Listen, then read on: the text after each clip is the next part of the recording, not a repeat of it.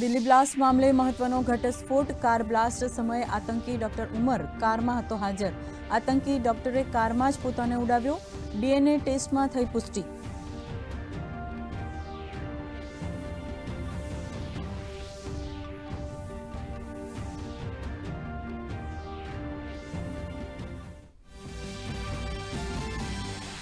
કેન્દ્રીય મંત્રીમંડળે દિલ્હી લાલ કિલ્લા કાર બ્લાસ્ટને ગણાવ્યો જઘન્ય આતંકી હુમલો। કેન્દ્ર સરકારે બ્લાસ્ટની ઝડપી અને વ્યવસ્થિત તપાસના આપ્યા આદેશ। મંત્રીમંડળની બેઠકમાં બ્લાસ્ટના મૃતકોને અપાઈ શ્રદ્ધાંજલિ।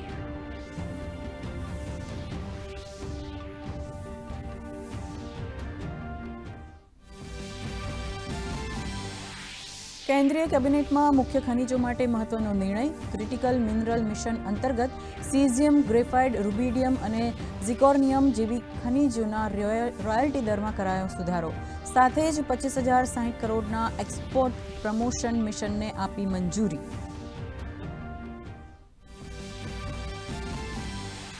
કેન્દ્રીય વિદેશ મંત્રી એસ જયશંકરે કેનેડામાં G7 વિદેશ મંત્રીઓની બેઠકમાં આપી હાજરી। કહ્યું, મહત્વની ખનિજો માટે આંતરરાષ્ટ્રીય સહકારથી જ આગળ વધવું એ એકમાત્ર રસ્તો। ભારત આંતરરાષ્ટ્રીય સ્તરે સહકારથી કામ કરવા છે તૈયાર।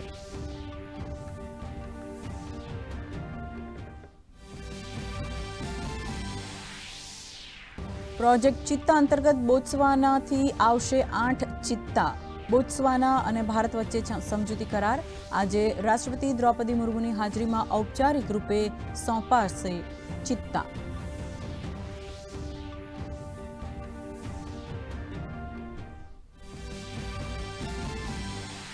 કેન્દ્રીય મંત્રી ધર્મેન્દ્ર પ્રધાન અને મુખ્યમંત્રી ભૂપેન્દ્ર પટેલ પુસ્તક મહોત્સવ 2025નું કરશે ઉદ્ઘાટન।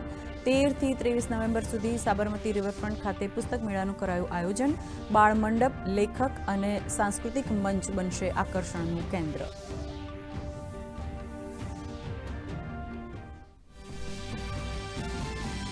રાજ્યમાં આતંકવાદ વિરોધી પ્રવૃત્તિઓ સંદર્ભે રાજ્યના પોલીસ વડાની મહત્વપૂર્ણ બેઠક।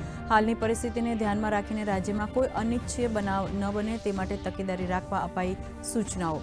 એસઓજી સહિત લોકલ પોલીસને પણ હ્યુમન ઇન્ટેલિજન્સને સક્રિય રાખવા કરાઈ તાકીદ।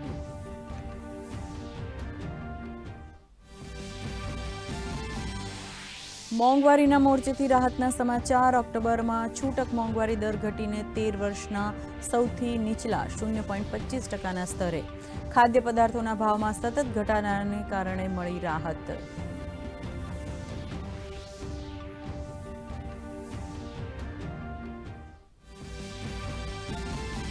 અને આગામી 7 દિવસ રાજ્યમાં હવામાન રહેશે સૂકું। 7 દિવસ બાદ રાજ્યમાં વધશે ઠંડીનું જોર। ઉત્તર પૂર્વ દિશાના પવનોના કારણે તાપમાનમાં રહેશે વધઘટ। રાજ્યમાં લઘુત્તમ તાપમાન 15 થી 16 ડિગ્રી તો મહત્તમ તાપમાન 30 થી 32 ડિગ્રી સુધી રહેવાની સંભાવના।